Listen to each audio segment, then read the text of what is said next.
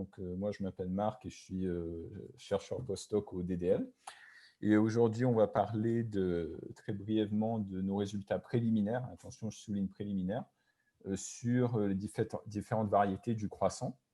Et alors, un petit principe que je tiens à mettre en avant, ce sont des résultats en coopération entre donc une analyse linguistique et le traitement automatique des langues, dans le sens où les deux sont en soutien mutuel. C'est-à-dire que l'analyse linguistique va aider le traitement automatique et en même temps, ce dernier va aider à explorer un petit peu les données pour affiner l'analyse dans les deux sens. Donc, c'est un petit principe que je tiens à mettre en avant de commencer.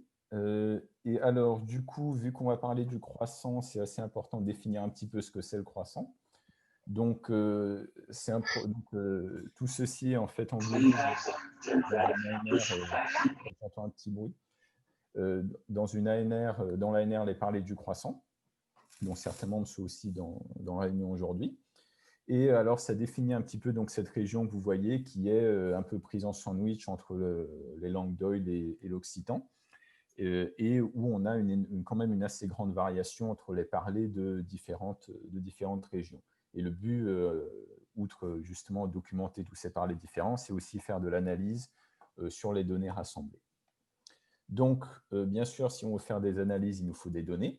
Donc, l'équipe du croissant est donc partie à l'aventure et a rassemblé, donc, elle a fait beaucoup de terrain, comme vous voyez ici une petite vision. Donc, chaque point représente un endroit où du terrain a été effectué. Donc, par terrain, ça inclut des enregistrements, des questionnaires, des interviews, des entretiens, etc. Beaucoup de choses. Voilà. Et après, ça ramène énormément de données, que vous pouvez aller d'ailleurs voir sur le site du croissant qui est mentionné ici. Et ça ramène des données qui peuvent être utilisées pour beaucoup de choses. Donc, on peut faire des analyses sur le lexique, la syntaxe, etc. Aujourd'hui, on va surtout parler de la phonologie, du coup. Donc, ce que j'ai essayé de faire et ce que j'essaie de faire, c'est de faire une analyse phonologique pour comparer un petit peu tous ces parlers différents d'un point de vue phonologique. Alors, comment faire? Typiquement, on a deux méthodes, enfin, entre autres, bien sûr, ça ne se limite pas à ça.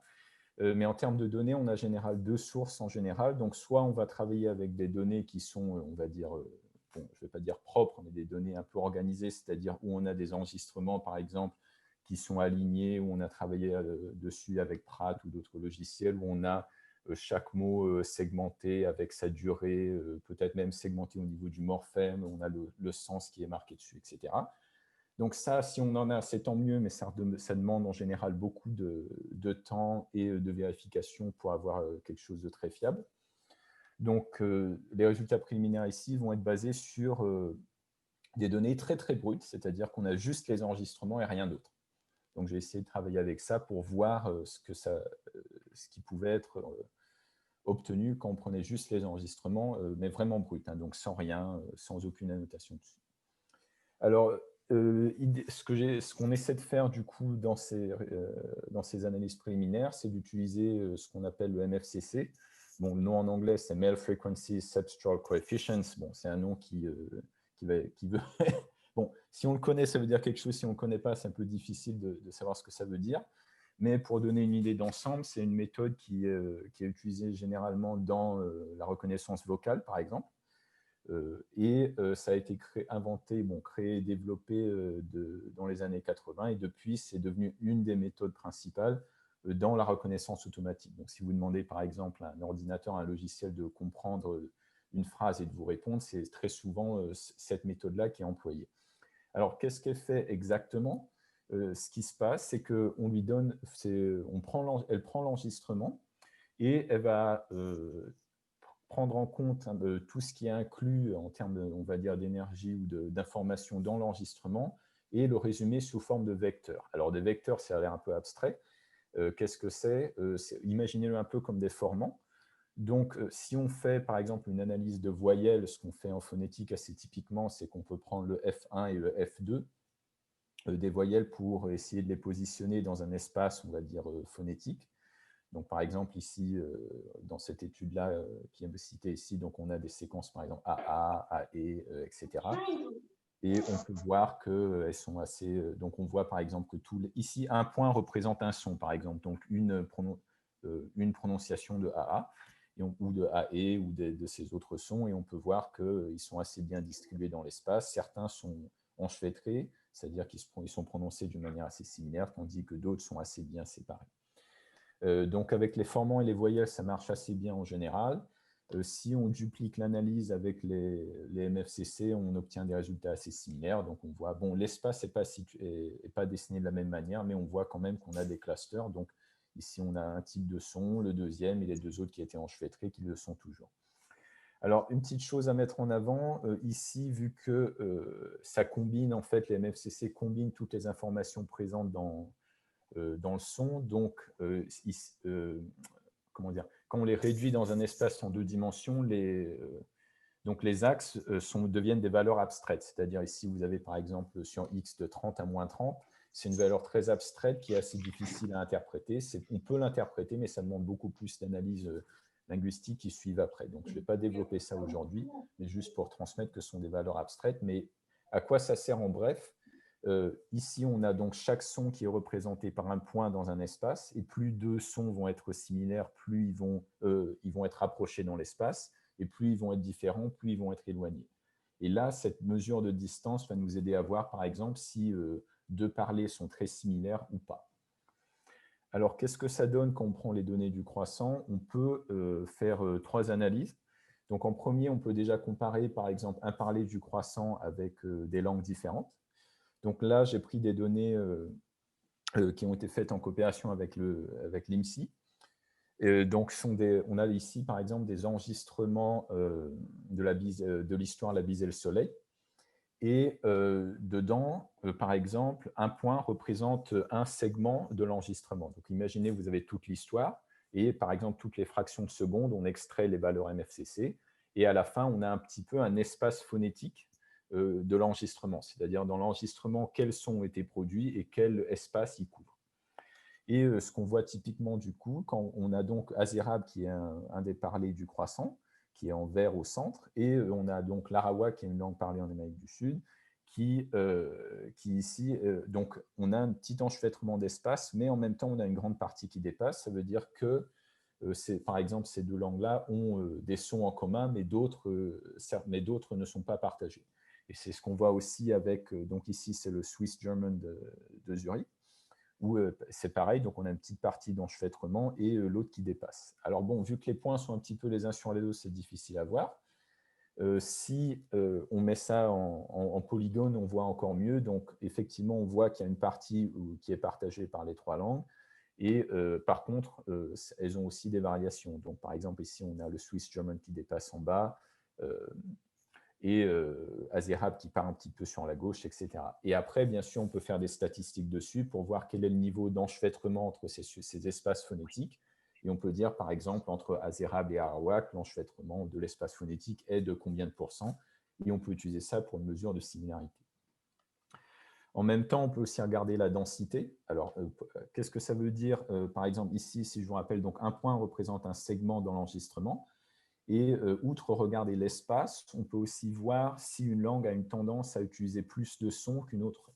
Donc, par exemple, ici, plus la couleur s'approche du jaune, plus la densité est forte. Ça veut dire plus certains types de sons sont utilisés. Et on voit, par exemple, qu'Arawak, la langue Arawak, ici, utilise certains sons beaucoup plus fréquemment que Azerab ou le Swiss German de Zurich, par exemple. Et après, bon, vu que ici, on travaille avec des valeurs MFCC abstraites, donc c'est un petit peu plus compliqué de savoir quels sons sont exactement représentés là.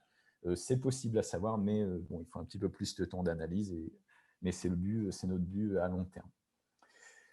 À part comparer les parlers avec d'autres langues, ce qu'on peut faire, c'est aussi comparer des parlers différents du croissant. Donc ici, j'en ai pris 6 en exemple. Et j'ai essayé d'avoir des parlers trouvés dans des endroits différents. Donc, on a par exemple Châtel-Montagne, La Lisole, Crozant, Azerab, Dompierre-les-Églises et Saint-Maurice-des-Lions. Et si on fait la même chose, on prend un enregistrement de l'histoire, de la même histoire pour chacun de ces parlers, et qu'on refait la projection MFCC dans cet espace phonétique. Donc c'est un petit peu pareil, on voit que certains parlers s'enchevêtrent assez bien, mais d'autres non. Par exemple, ici, on a Dompierre-les-Églises qui ressort quand même pas mal en bas. Si on regarde en termes de polygones, bon là, vu qu'on en a plus, ça devient un petit peu plus compliqué, mais on voit par exemple qu'on a deux polygones surtout qui ressortent des autres. Donc on a en bleu Dompierre-les-Églises et on a Azérable donc en rouge orangé ici.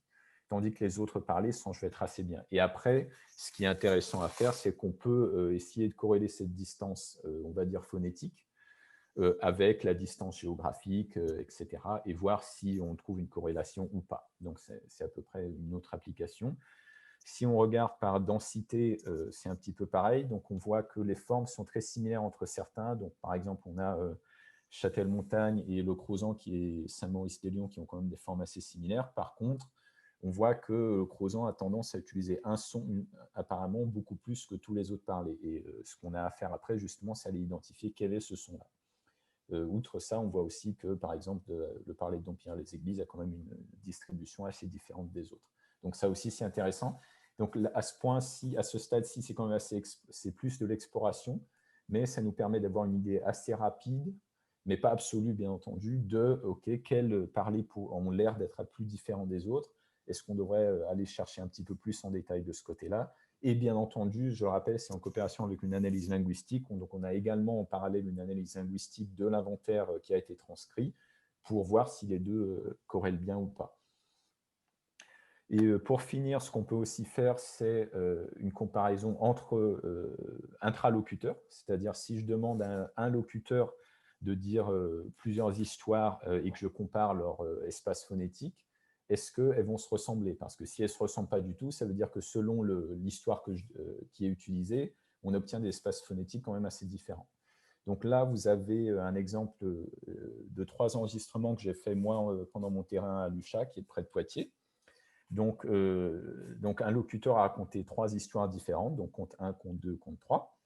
Et dessus, on voit que l'espace phonétique s'enchevêtre quand même. Les espaces phonétiques de ces 3 contes sont quasiment superposés. Donc, si on voit par polygone, c'est exactement la même chose.